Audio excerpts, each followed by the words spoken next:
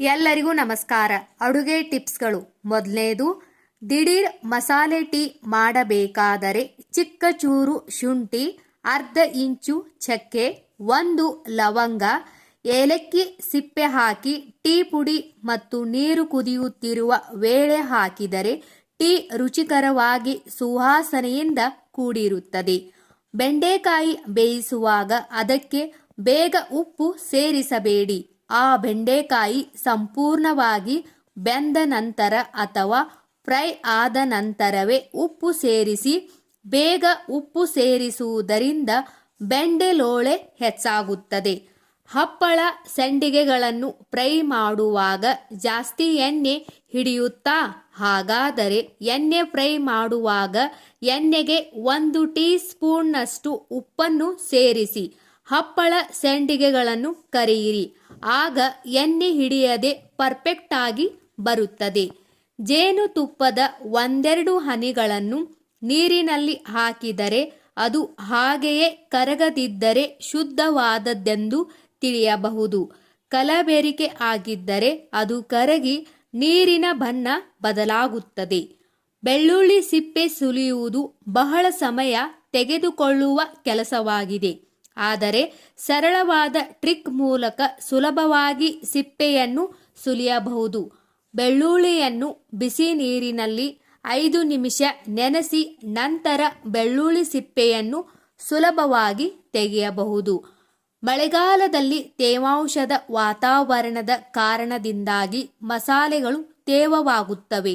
ಮಸಾಲೆಗಳು ತೇವಾಂಶಕ್ಕೆ ಒಳಗಾಗುವುದನ್ನು ತಪ್ಪಿಸಲು ಮಸಾಲೆಗಳನ್ನು ಜಾರ್ನಲ್ಲಿ ಸಂಗ್ರಹಿಸುವಾಗ ಅದಕ್ಕೆ ಸ್ವಲ್ಪ ಉಪ್ಪು ಸೇರಿಸಿ ತೇವಾಂಶವನ್ನು ಹೀರಿಕೊಳ್ಳುತ್ತದೆ ಮತ್ತು ನಿಮ್ಮ ಮಸಾಲೆಗಳನ್ನು ಒದ್ದೆಯಾಗದಂತೆ ಕೆಡದಂತೆ ಅದು ತಡೆಯುತ್ತದೆ. ಸಕ್ಕರೆಯನ್ನು ಡಬ್ಬಿಯಲ್ಲಿ ಹಾಗೇ ಇಟ್ಟರೆ ಇರುವೆಗಳು ಆಗುತ್ತವೆ. ಹಾಗಾಗಿ ಸಕ್ಕರೆಯನ್ನು ಒಂದು ಪ್ಲಾಸ್ಟಿಕ್ ಕವರ್ನಲ್ಲಿ ಹಾಕಿ ಅದನ್ನು ಡಬ್ಬಿಯಲ್ಲಿ ಇಡಿ. ಕರಿಬೇವಿನ ವಾಸನೆ ಒಂದೇ ದಿನದಲ್ಲಿ ಹೋಗುತ್ತದೆ ಮತ್ತು ಬೇಗನೆ ಹಾಳಾಗುತ್ತದೆ. ಹಾಗಾಗಿ ಅದನ್ನು ಗಾಜಿನ ಡಬ್ಬಿಯಲ್ಲಿ ಕರಿಬೇವಿನ ಎಲೆಗಳನ್ನು ಬಿಡಿಸಿ ಅದರಲ್ಲಿ ಹಾಕಿ ಇಡಿ. ಹೀಗೆ ಮಾಡುವುದರಿಂದ ತುಂಬಾ ದಿನಗಳವರೆಗೆ ಫ್ರೆಶ್ ಆಗಿ ಇರುತ್ತದೆ.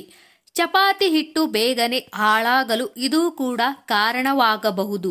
ಅದೇನೆಂದರೆ ಚಪಾತಿ ಲಟ್ಟಿಸಲು ಬಳಸುವ ಹಿಟ್ಟನ್ನು ಒಂದು ಚಿಕ್ಕ ಡಬ್ಬಿಯಲ್ಲಿ ತೆಗೆದುಕೊಂಡು ಬಳಸಿ. ನಂತರ ಅದರ ಮುಚ್ಚಳ ಹಾಕಿ ಅದನ್ನು ದೊಡ್ಡ ಚಪಾತಿ ಹಿಟ್ಟಿನ ಡಬ್ಬಿಯಲ್ಲಿ ಇಡಿ.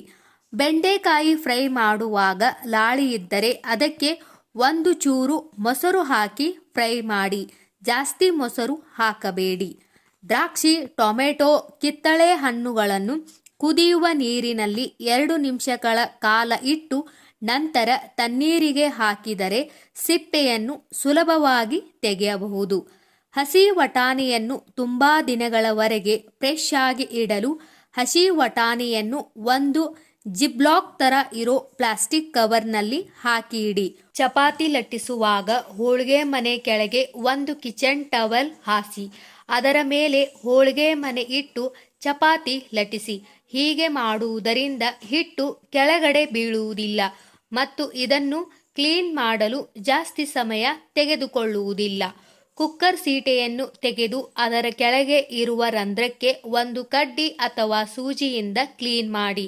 ಇಲ್ಲ ಅಂದರೆ ಅದರ ಒಳಗಡೆ ಬ್ಲಾಕ್ ಆಗಿ ಕುಕ್ಕರ್ ಬ್ಲಾಸ್ಟ್ ಆಗುವ ಸಾಧ್ಯತೆ ಇರುತ್ತದೆ. ಹಾಗಾಗಿ ಅವಾಗ ಅದನ್ನು ಸ್ವಚ್ಛ ಮಾಡಬೇಕು. ನೀವು ಸ್ಟೀಲ್ ಪಾತ್ರೆಯಲ್ಲಿ ಹಾಲು ಕಾಯಿಸುವಾಗ ಮೊದಲು ಪಾತ್ರೆಗೆ ನೀರು ಹಾಕಿ ತೊಳೆಯಿರಿ. ನಂತರ ಹಾಲು ಹಾಕಿ ಕಾಯಲು ಇಡಿ. ಮೊದಲೇ ಗ್ಯಾಸ್ ಆನ್ ಮಾಡಿ ಪಾತ್ರೆ ಇಟ್ಟು ಹಾಲು ಹಾಕಬೇಡಿ. ಇದರಿಂದ ಹಾಲು ಸೀದು ಹೋಗಿ ಹಾಲು ಎಲ್ಲ ಸೀದ ವಾಸನೆ ಬರುತ್ತೆ. ಹಾಗೆ ಪಾಕೆಟ್ ಕಟ್ ಮಾಡುವಾಗ ಪೂರ್ತಿ ಕಟ್ ಮಾಡಬೇಡಿ. ಸ್ವಲ್ಪ ಜಿಗ್ಜಾಗ್ ತರ ಕಟ್ ಮಾಡಿ ನಂತರ ಹಾಲು ಪಾತ್ರೆಗೆ ಹಾಕಿ. ಇದರಿಂದ ಹಾಲು ಕೆಳಗಡೆ ಬೀಳುವುದಿಲ್ಲ. ಸ್ನೇಹಿತರೆ, ಈ ಎಲ್ಲ ಮಾಹಿತಿ ನಿಮಗೆ ಇಷ್ಟವಾದರೆ ದಯವಿಟ್ಟು ನಮ್ಮ ಚಾನಲ್ ಸಬ್ಸ್ಕ್ರೈಬ್ ಮಾಡಿ, ವಿಡಿಯೋಗೆ ಲೈಕ್ ಮಾಡಿ, ವಿಡಿಯೋನ ಶೇರ್ ಮಾಡಿ. ಎಲ್ಲರಿಗೂ ಧನ್ಯವಾದಗಳು.